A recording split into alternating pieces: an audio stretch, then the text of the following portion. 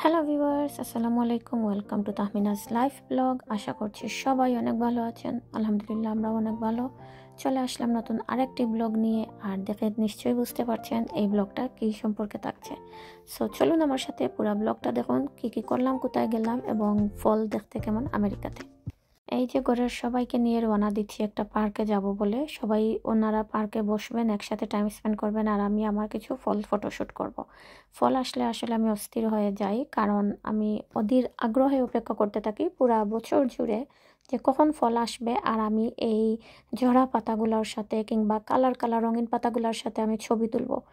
So বলতে পারেন এটা আমার কাছে অন্যরকম একটা অনুভূতি, ভালোবাসা, ভালো লাগার জিনিস। সো আই অলওয়েজ লাভ ফল। আর আমি জানি আমার মতো আরও অনেক অনেক অনেক মানুষ এই পৃথিবীতে আছেন যারা ফল অনেক পছন্দ করেন।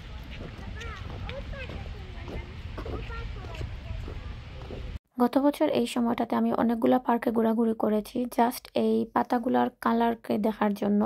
আর যেহেতু আমি ছবি তুলতে পছন্দ করি, সো কোন পার্কে গেলে আমি আমার মন মতো ছবি পাবো কিংবা ফলের কালার যে চেঞ্জ হয় সেই কালারটাকে একদম দেখতে পারবো, এনজয় করতে পারবো।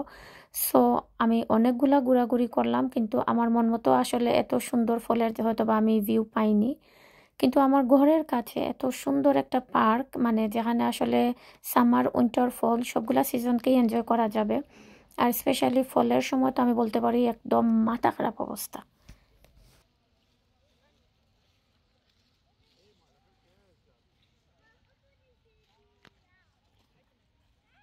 ঝরা পাতার উপর দিয়ে হাঁটতে আমার অনেক পছন্দ।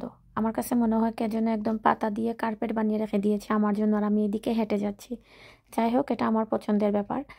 আর এই সময়টাতে যদি কেউ ফটোশ্যুটের জন্য আসতে চান ডজ পার্কে, তাহলে আমি বলবো মিড অক্টোবর হচ্ছে অনেক পারফেক্ট একটা সময়। আর যারা মিশিগানে থাকেন তারা অবশ্যই এই পার্কটাকে চিনে থাকবেন, এবং যদি আপনারা ট্রেইলিংয়ের সাইড দিয়ে আসেন ব্রিজটাকে ক্রস করে, তাহলে এই সুন্দর দৃশ্যটা আপনারা উপভোগ করতে পারবেন। কারণ এরপরে এক সপ্তাহ পরে আসেন যদি আপনারা, তাহলে হয়তোবা এই পাতাগুলো আরও পড়ে যাবে, তখন হয়তোবা শুকনো ডাল দেখা যাবে, এত ভালো লাগবে না। সো এনজয় করার জন্য মিড অক্টোবর আপনাদের জন্য perfect. Look at this view, একদম চোখ সরানো যাচ্ছিল না, এত সুন্দর পাতার কালার সব দিকেই একদম যেন রঙিন হয়ে উঠেছে।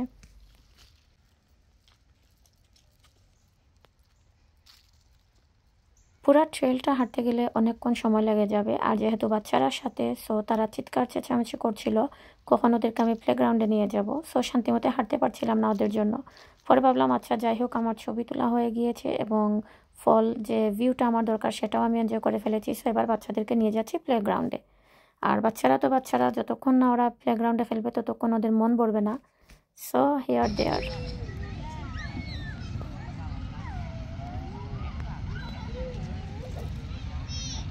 বাচ্চারা অনেকক্ষণ পার্কে খেলাধুলা করলো, সন্ধ্যা গড়িয়ে আসছে, এবার আমাদেরকে ঘরে যেতে হবে, ঘরে যাওয়ার পালা। সো এই যে এই জায়গা থেকে আমি জাস্ট আপনাদেরকে দেখাচ্ছি আবারও ব্রিজের উপর থেকে পানির উপরে যখন কালারফুল পাতা রিফ্লেক্ট হয়, কত সুন্দর লাগে। যারা হচ্ছে ফল ভালোবাসেন, ছবি তুলতে ভালোবাসেন, অথবা ফল দৃশ্যকে এনজয় করতে পছন্দ করেন, তাহলে এই পার্কটাতে আসতে পারেন। আই ক্যান বেট অনেক পছন্দ হবে। আর আজকের ব্লগটি এখানেই শেষ হচ্ছে। আশা করছি আমার এই ব্লগটি আপনাদের ভালো লেগেছে। আর যদি ভালো লেগে থাকে অবশ্যই আমার পাশে থাকুন, আমার চ্যানেলটিকে লাইক, শেয়ার এবং সাবস্ক্রাইব করে। আবারও দেখা হবে নতুন কোনো ব্লগ নিয়ে। আল্লাহ হাফিজ।